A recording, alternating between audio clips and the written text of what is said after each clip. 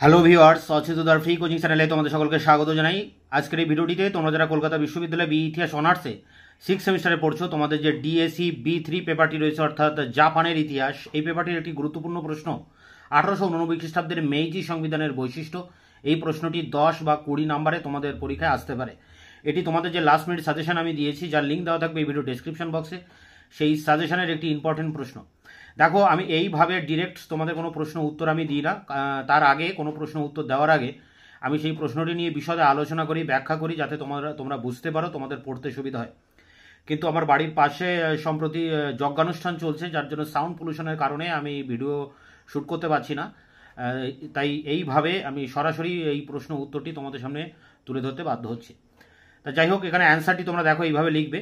মেইজি সংবিধান রচিত হয় মূলত দুটি আদর্শ অনুসারে: এক, সম্রাটের পুনর্বাসনের আদর্শ, রেস্টোরেশন আইডিয়া, এবং সামন্ততন্ত্র আদর্শ। প্রথম আদর্শ অনুসারে সম্রাট সমস্ত প্রশাসনিক ক্ষমতার উৎস স্বরূপ। দ্বিতীয় আদর্শ অনুসারে সম্রাটের সাংবিধানিক ক্ষমতা সমূহ সম্রাট স্বয়ং প্রেরণ না করে তার পরিবর্তে তার প্রতিনিধিরা প্রেরণ বা প্রয়োগ করবেন। পরের প্যারা দেখো, মেইজি সংবিধান মোট ৭৬টি অনুচ্ছেদ সম্বলিত এবং 7টি অধ্যায়ে বিভক্ত ছিল। প্রথম অধ্যায় সম্রাটের সাংবিধানিক পদমর্যাদা ও শাসন সংক্রান্ত ক্ষমতা, অনুচ্ছেদ 1 থেকে 17। দ্বিতীয় অধ্যায় জনগণের অধিকার ও কর্তব্য, অনুচ্ছেদ 18 থেকে 32। তৃতীয় অধ্যায় আইনসভা, ইম্পেরিয়াল ডায়েট, অনুচ্ছেদ 33 থেকে 54। চতুর্থ অধ্যায় প্রশাসনিক বিভাগ, কাউন্সিল অফ মিনিস্টার্স ও প্রিভি কাউন্সিল, অনুচ্ছেদ 55 থেকে 56। পঞ্চম অধ্যায় বিচার বিভাগ, অনুচ্ছেদ 57 থেকে 61।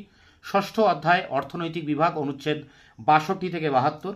এবং শেষ সপ্তম অধ্যায় সম্পূরক নিয়মাবলী, সাপ্লিমেন্টারি রুলস, অনুচ্ছেদ 73 থেকে 76। এবার এগুলোকে এক একটা করে আলোচনা করতে হবে। দেখো, প্রথম যে পয়েন্ট দেওয়া হয়েছে সম্রাটের সাংবিধানিক পদমর্যাদা ও ক্ষমতা, এখানে কি বলা হচ্ছে দেখো, সংবিধান অনুসারে সম্রাটই তত্ত্বগতভাবে দেশের সর্বময় কর্তা, অর্থাৎ প্রশাসনিক, আইন সংক্রান্ত, বিচার সংক্রান্ত সমস্ত ক্ষমতার একমাত্র অধিকারী।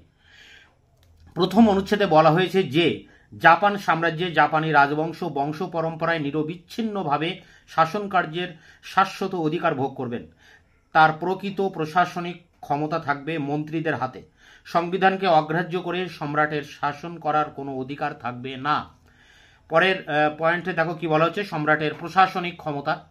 সম্রাট বিভিন্ন সামরিক ও বেসামরিক কর্মচারীদের নিয়োগ ও পদচ্যুত করতে পারবেন। এক কথায় তিনি ছিলেন সমগ্র প্রশাসনিক বিভাগের চরম ক্ষমতার অধিকারী। তত্ত্বগতভাবে সম্রাট স্থলবাহিনী ও নৌবাহিনীর প্রধান অধ্যক্ষ। এছাড়া যুদ্ধ ঘোষণা, শান্তি স্থাপন, সন্ধি স্বাক্ষর ইত্যাদিও ছিল সম্রাটের ক্ষমতাভুক্ত। সম্রাটের আইন প্রণয়ন সংক্রান্ত ক্ষমতা।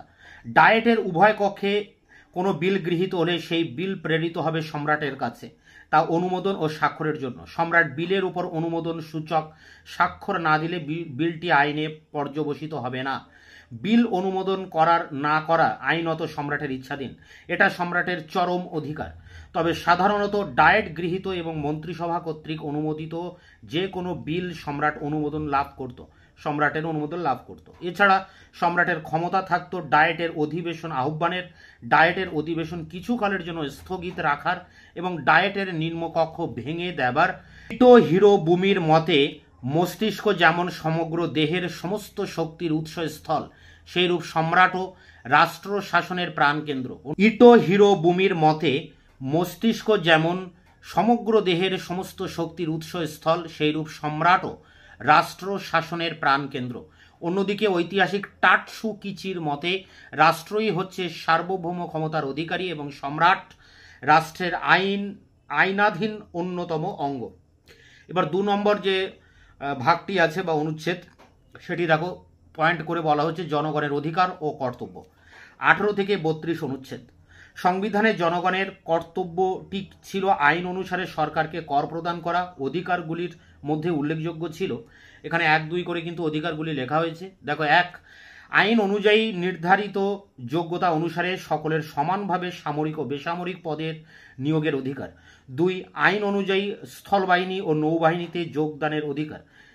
3, বেআইনি গ্রেপ্তার, বিচার বা শাস্তি প্রদান নিষিদ্ধ।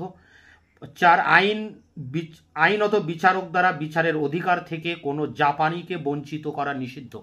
পরেরটি দেখো, আইন অনুমোদিত বিষয় ব্যতীত যে কোনো বিষয়ে কোনো জাপানির বিনা অনুমতিতে তার গৃহে প্রবেশ বা খানা তল্লাশ করা নিষিদ্ধ। পরেরটি, আইন অনুমোদিত বিষয় ব্যতীত অন্য কোনো বিষয়ে কোনো জাপানির চিঠিপত্রাদির গোপনীয়তা অলঙ্ঘনীয়। পরেরটি, প্রত্যেক জাপানির সম্পত্তির অধিকার অলঙ্ঘনীয়।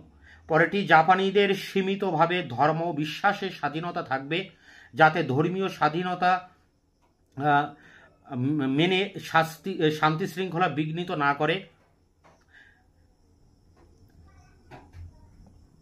জাপানিদের সীমিতভাবে ধর্মবিশ্বাসের স্বাধীনতা থাকবে, যাতে ধর্মীয় স্বাধীনতা দেশে শান্তি শৃঙ্খলা বিঘ্নিত না করে কিংবা সাধারণের পক্ষে নিজ নিজ কর্তব্য পালনে বিরোধ সৃষ্টি না করে।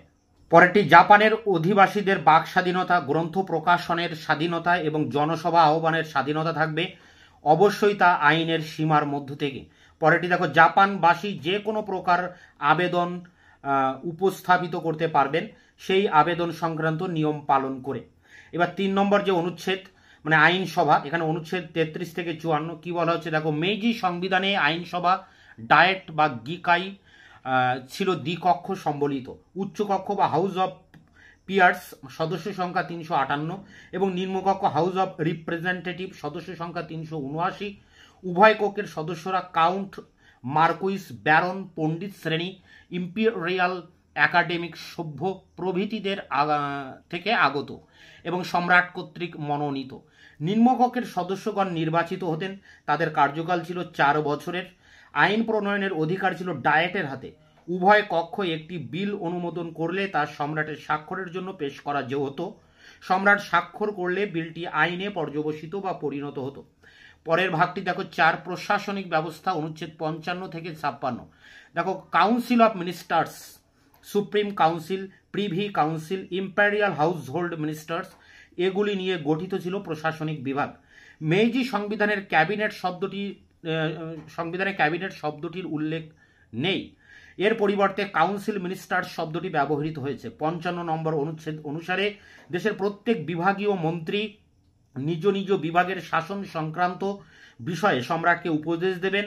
প্রধানমন্ত্রী এবং 12 জন বিভাগীয় মন্ত্রী নিয়ে গঠিত ছিল মেইজি ক্যাবিনেট।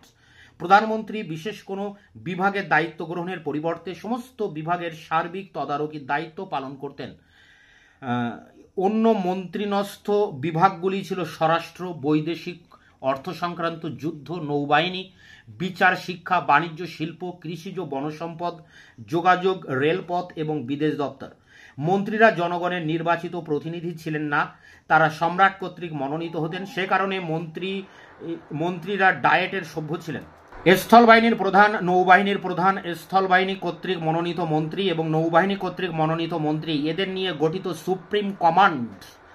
প্রিভি কাউন্সিলের প্রধান দায়িত্ব ছিল সম্রাটকে শাসন কার্যে পরামর্শ দান। প্রিভি কাউন্সিলের মোট সদস্য সংখ্যা ছিল 26, একজন সভাপতি, একজন সহকারী সভাপতি, 12 জন বিভাগীয় মন্ত্রী এবং অবশিষ্ট 12 জন সম্রাটের মনোনীত ব্যক্তি। ইম্পেরিয়াল হাউসহোল্ডের প্রধানমন্ত্রী কর্তৃক মনোনীত হতেন। এবার পরের পার্ট দেখো, 5 বিচার বিভাগীয়, অনুচ্ছেদ 57 থেকে 61। এখানে কি বলা হচ্ছে, বিচারের জন্য মেইজি সংবিধানে 2 ধরনের আদালতের ব্যবস্থা ছিল, সাধারণ বিচারালয় এবং প্রশাসনিক বিচারালয়। সাধারণ বিচারালয় বলতে বোঝায় স্থানীয় বিচারালয়, জেলা বিচারালয়, আপিল কোর্ট এবং সুপ্রিম কোর্ট। স্থানীয় ও জেলা বিচারালয় থেকে প্রেরিত আপিলের শুনানি হতো আপিল কোর্টে। রাজদ্রোহ সংক্রান্ত বিষয়গুলো তথা রাজ পরিবারের বিরুদ্ধে গুরুতর অপরাধ বিষয়গুলোর একমাত্র বিচার হতো সুপ্রিম কোর্টে। প্রশাসনিক বিচারালয়ে যে সব বিষয়ে বিচার হতো সেগুলি হলো প্রশাসনিক ফি সংক্রান্ত, প্রশাসনিক ফি ও আইন সংক্রান্ত, লাইসেন্স নামঞ্জুর সংক্রান্ত এবং জমি সংক্রান্ত বিবাদ। 6 নম্বর পাঠ দেখো, আইন মানে অর্থনৈতিক বা রাজস্ব বিভাগ, অনুচ্ছেদ 62 থেকে 72। 62 অনুচ্ছেদ অনুসারে নতুন কর ধার্য, পুরাতন করের পরিবর্তন একমাত্র আইন অনুসারেই সম্ভব। ডায়েটই একমাত্র এ ব্যাপারে অধিকারী, কিন্তু প্রশাসনিক ফি আরোপ এবং আদায়ের অধিকার ছিল মন্ত্রী মণ্ডলীর উপর। নতুন আর্থিক বছর শুরুর পূর্বে প্রশাসনিক আয় ব্যয়ের অঙ্ক নির্ধারিত করে ক্যাবিনেটকে ডায়েটে নিম্নকক্ষে একটি বাজেট পেশ করতে হতো। নিম্নকক্ষে সম্মতি দানের পর বাজেট প্রেরিত হতো ডায়েটের উচ্চকক্ষে। উচ্চকক্ষের অনুমোদনের পর বাজেট প্রেরিত হতো সম্রাটের স্বাক্ষরের জন্য। সম্রাটের অনুমোদনের পর বাজেট প্রেরিত হতো অর্থ বিভাগের মন্ত্রীর কাছে। অর্থমন্ত্রীর প্রতি স্বাক্ষরের পর বাজেট কার্যকরী হয়। সবশেষে বলা যায়, দেখো এখানে 7 নম্বর যেটা অনুচ্ছেদ আছে সেটি না লেখার প্রয়োজন নেই, তাই 6টি পার্টই তোমরা লিখবে। সবশেষে বলা যায়, সংবিধানের প্রথম অনুচ্ছেদ অনুসারে মেইজি সংবিধান ছিল রাজতান্ত্রিক। সংবিধানটি জাপানবাসীর গণতান্ত্রিক আশা আকাঙ্ক্ষা পূরণ করতে পারেনি। মেইজি যুগের নেতারা ওকুবো তোশিশিচি, কাউন্ট ইটো, ফুকুজাওয়া ইউকিচি গণতন্ত্র ও জনগণের গণতন্ত্রে রাজনৈতিক অধিকারের বিশ্বাসী ছিলেন না, রাজতন্ত্রে বিশ্বাসী ছিলেন। সেই কারণে মেইজি সংবিধানের রূপরেখা গণতান্ত্রিক নয়। এই সংবিধানের শাসনভার ন্যস্ত করে কয়েকটি বিশেষজ্ঞ গোষ্ঠীর নেতৃবৃন্দের উপর, যারা জনগণের কাছে দায়িত্বশীল ছিলেন না। এক কথায় মেইজি সংবিধানটি ছিল অলিগার্চিপন্থী রাজনৈতিক ব্যবস্থার সহায়ক। তাই এই ছিল তোমাদের ডিএসসি B2 পেপারটির B3 পেপারটির মেইজি সংবিধানের বৈশিষ্ট্যের উপরে 20 নম্বর বা 10 নম্বরে তার প্রশ্ন উত্তর। এটিকে সংগ্রহ করে পরীক্ষার জন্য প্রস্তুতি নাও। তোমাদের এই পেপারটির অধিকাংশ প্রশ্নের উত্তর আমি দিয়ে দিয়েছি। প্রতিটা প্রশ্নের লিঙ্ক দেওয়া থাকবে এই ভিডিওর ডেসক্রিপশন বক্সে, তোমরা ভিডিওগুলো দেখে নিও। আর 2-1টি প্রশ্নের উত্তর দিতে যেগুলো বাকি আছে সেগুলো খুব দ্রুত আমি তোমাদের সামনে একের পর এক ভিডিও ক্লাসের ভিতর দিয়ে নিয়ে আসবো। তাই তোমরা চ্যানেলকে অবশ্যই সাবস্ক্রাইব করে রাখবে, যাতে আমি নতুন কোনো ভিডিও দিলে তোমরা তার লিঙ্কটা পেয়ে যেতে পারো। তা ভিডিওটি ভালো লাগলে অবশ্যই একটা লাইক দেবে এবং বন্ধুদের কাছে শেয়ার করবে।